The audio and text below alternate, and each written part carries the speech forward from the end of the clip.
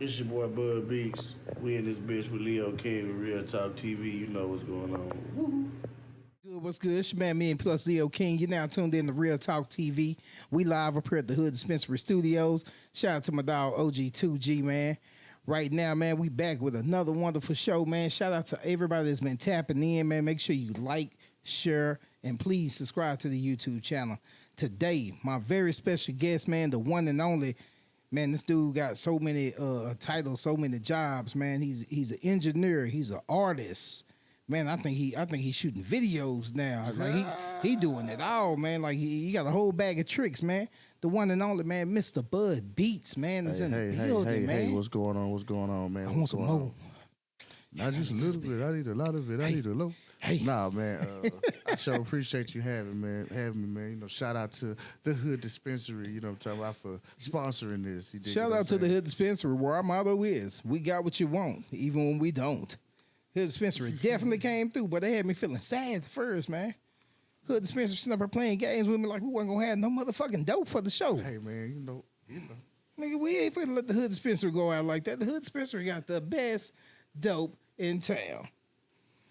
By dope, we mean weed. Yeah, clarify that.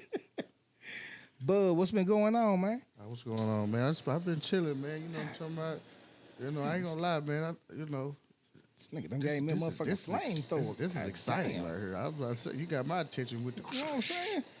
Thought I was at one of the fancy restaurants down in Deep Ellum or something. Oh, no, God damn. You know what I mean? Hey, man, you ever been to STK? They'll come do your steak like that, put some of that butter on it, man. You know what I'm talking about? That's what we gonna need after we smoke this Cali gumbo. That's Cali gumbo, man. OG, what's up in this motherfucker, man? You got about 4 or 5 different strands in this bitch, man. Well, you know, the Hood Dispensary does keep this shit, you know what I mean, very exclusive and, you know what I'm talking about, very superior, man. You know what I mean? I got a question, though, man. How long you been smoking better than your favorite rapper? Because I'm going to tell you my first time when I saw Bud, and you might not even know this. I was at the studio, and I was in there recording with JT.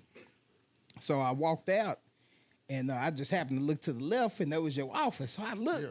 And Bud got about a whole bowl in that thing. I'm talking about he poured a whole pound into a big ass bowl, rolled it. I'm like, God damn, this nigga here is smoking like a motherfucking gas. Allegedly. We want to thank our executive producer for staying on top of us here at the show, Hood Dispensary. Allegedly. Run the cue cards.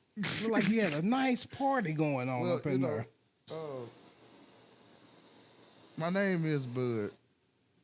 So, you know, it's only right to, you know, be full a of heavy bud. smoker. Yeah. I've been smoking a long time, but I think I really transitioned to smoking like your favorite rapper, better than your favorite rapper, really. You know what I'm talking about? Probably like, damn, I hate to say it, like it had to be like 2008, 2009. How old were you when you first started smoking? Maybe 13. I think I was maybe about 15 going into 16. I was young. Like my first like time smoking, I stole one of my mama's dude. That bitch still had lipstick on it. Swear to God. Was she smoking with the little scissors, the little clamps? It was like a blunt. No, it was a blunt. Oh, okay. It was like half a blunt. It was about that long. Motherfucker might not even know that back then. You know, motherfucker used to have a little scissor clamp, be smoking the joints and shit. Joint clip. Yeah. Nah, my mama was, you know, I don't know if she was smoking Phillies or Swisher blunts. Then it might have been Swisher blunts. Yeah. You know, we remember the Swisher blunts with the you got to turn the end off. Yeah, that's what we were smoking, taking the filter up out of them and shit. Yeah. So, shit, I ain't gonna lie, I stole that motherfucker out of our ashtray. Me and my partner went and smoked that motherfucker, but, you know, kind of through the early 2000s, man, you know, we was smoking Corn and Reggie. How was it when Corn hit? You being old, because some people don't even know about Corn. When we bring up Corn, motherfuckers automatically equate that shit to Reggie. Well, you know what I'm saying? All right, first off, I didn't find out about Corn until I moved to Dallas. Yeah. I don't know, man. When I was coming up, all the weed in Memphis was, I mean, every time we get some weed, that shit was amazing. But, you know, probably like '05 is when my cousin came from California. And that nigga rolled me up probably the smallest joint you ever seen. That penitentiary joint. That motherfucker was skinny. And he gave it to me, and I'm like, "Cuz, what is this?" He say, "Smoke it, trust me, cuz." That shit probably was the best tasting weed. Yeah. Bro, I'm talking about that was, around this time, that's like when Ludacris had like blueberry yum yum and shit out. So Yeah. That's what I was like, this shit taste like blueberry yum yum. Nigga, that shit, that was like the first introduction to like Kush, I think. Let me ask you this. Being someone who was smoking good weed back then, because I remember all the different strands of dro that was coming, that chronic, chocolate tie, Afghan, Indo. Would you say the hold on, weed was I got a question. okay? In Memphis, they had some shit called ink. Ink. Y'all I don't never remember heard that. Nah, we didn't get that. They was smoking ink. Like that shit was like the first dro, I guess. Like, it was like dro back then. Like this was early though. This is like 90s, damn that shit. Nah, we didn't get ink up here. Yeah. Yeah, popcorn hit maybe like the early 2000s. You know what I'm saying? I was buying zips of popcorn for $100. Yeah, for $100. That's what we allegedly. That's what we were slanging them for. $100. But before then you had the good skunk weed and stuff like this. I hated when the drops came out. Yeah. Niggas was putting the drops in the weed. That shit was That shit was crazy. Do you think that with all the strands of weed now, do you think the weed is better now than it was then? Yes or no? Why you feel? What's yes? It's yes because it's gonna always be a stronger strain. But basically, niggas selling zips of Kush for $100 a zip. Yeah. It might not be the best, but that's the new. But you smoking. That's the new Reggie, the new corn. That's what it is. You know what I mean? Yeah. And reason why I asked, because like I was sitting thinking, I said, man, when that chocolate tie and some of them strands was coming out, man, that shit was potent. It was. I said, man, that chronic back then, man, that shit was potent. Well, see, the thing about it is, the potency probably been the same. Yeah.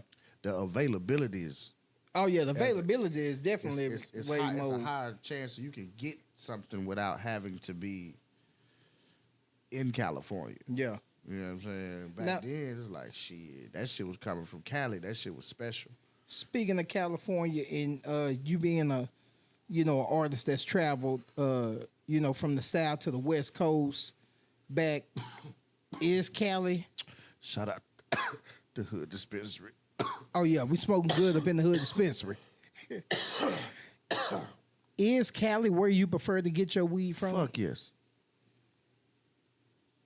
There's no better weed coming out of nowhere else but California. California.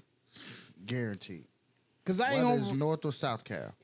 back in the day, I tell people like 90s and shit, man, when you was catching people come from Cali, man, That's you were all so they happy. wanted. They Man, want you were Cali so boy. happy to see somebody coming from Cali because you knew off the top, hey man, they got some good ass motherfucking It's weed. gonna be good. They got some good ass motherfucking weed. If and you they ever been to Cali, you can buy a strain in Cali. That strain don't taste the same here. oh no. You can bring it. I don't know if it's the elevation or what, but that shit don't even hit the same. The buds are totally different. I remember the first time I walked into a dispensary out in Cali, and my eyes was just so big. I just remember I walked up to the counter and I was just asking the lady, "Hey, can you just show me what's the highest?" And I mean, she just pulling out jars on jars on jars on jars, and I'm talking about every lid she taking off. All this shit is top shelf. All this shit is top shelf. What is some of Buddbeatz' favorite strands to smoke? Or what has been your favorite strand to smoke? And I don't necessarily have a favorite strand. Like honestly, like with me, it's more so like I like potent. I like indicas. I like strong. I like that shit to hit and it gotta taste good. ain't gonna lie. It was fuck. I had to look that shit up because the names they fucked me up. Yeah. Cause too many names. Yeah, they coming out with too many motherfucking names right now. Fucking names. But I had some shit the other day. Peanut butter brittle. yeah. The shit was smoking hard in the motherfucker. Yeah, well, at this point they running out of names, but like I'm a fan of earlier strains. Like I remember when cookies first dropped, cookies was special, and now it's not. So it's kind of hard to say what's your favorite because a lot of these people ain't really having what it is. You know what I'm saying? Like, shout out to the Hood Dispensary. Yeah, shout out to the Hood Dispensary, man. What it is. What their motto is, they got what you want even when they don't. But nah, I definitely feel you on that. And, one reason I stay bringing up strains like, like that Gan. I just remember the first time I tasted that Afghan just had a hell of a motherfucking taste that I don't taste that in weed nowadays. That's because I remember when the first Purple Haze came out. You know what I'm saying? Like that lie. shit was smoking. Like Perp, man. Do you remember that? That's all. I remember when the first Who got Perp? Who got Perp? And it wasn't like this type of Perp. That shit was a different type of purple color. Man, say. The best shit that I think I've ever, White Widow. I done smoked a bunch of different strands, man. For me, it's been the Afghan though. It's just something about the taste. I was a big taste person, man. Good smoke, good taste. It was. I can't even think of the name of it, bro. It was. I think it was called like Malverde. And it was some shit I got in Long Beach. And it was green alien forms. But okay. Like this was maybe like 2 or 3 years ago, bro. And like I even told R.I.L.L when we went out there, I say, man, P, I don't know, man. This shit. The label say it's 44%. Yeah. And like I wasn't seeing no high percentages like that. You know what I mean? Like in Denver, they'll tell you the percentage of the THC don't matter. Yeah. You know what I'm saying? Oklahoma, they'll say the same shit. But I feel like that shit do. Yeah. Like, because... Nah, Cali got some shit. Man, I smoked that shit. Cali man, that shit had me zoned the fuck out. Like, I just remember I was outside, just zoned out. I was peace, but I mean, I'm zoned the fuck out. Hey, I ain't gonna lie. I ate an edible in Cali. Yeah. And I'm not really an edible fan. Oh, that bitch had you stuck. Man, this is and I don't even know where this lady is, and I hope she watched this maybe because what's crazy is we got these edibles that was brownies that was called 100 bites, like 100 bite. Yeah. And that was basically 100 milligrams. I ain't gonna lie, this is a long time ago. This maybe 2012. But we ate them bitches. I think at that time it wasn't rec.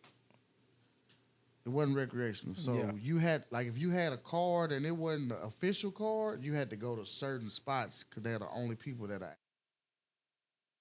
So man, we drove all the way to like Rancho Cucamonga, like for real. We drove far in the bitch. We get the little smoke. We get the edibles. My partner come out. He give us all the shit. We eat the edibles right then. Not even thinking about it. Oh, we in Cali. We eat the edibles. I'm driving. Yeah. They say, all right, we going to Hollywood. That's about an hour drive. Hour and a half. How long it took for that bitch kicked in? Immediately. I'm going to tell you. Look, check me out. You got to listen to it. So I drive all the way to motherfucking Hollywood. I'm zoning though. Get to Hollywood, I park. We hop out on Hollywood Boulevard. We gonna go eat. We go eat. When I got done eating, nigga, I was wobbling.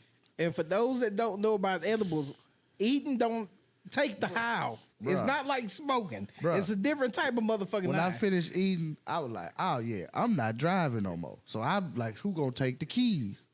My partner grabbed the keys. R.I.L.L look at me and say, I don't even know how you drove here.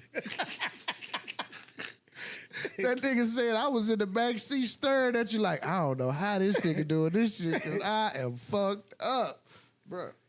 Hey, for real though, that 100 bites. And what I was finna say, the phone number on the back of the edibles was a 469 number. Oh man. Shout out to the 469-214-972. You already know what it is.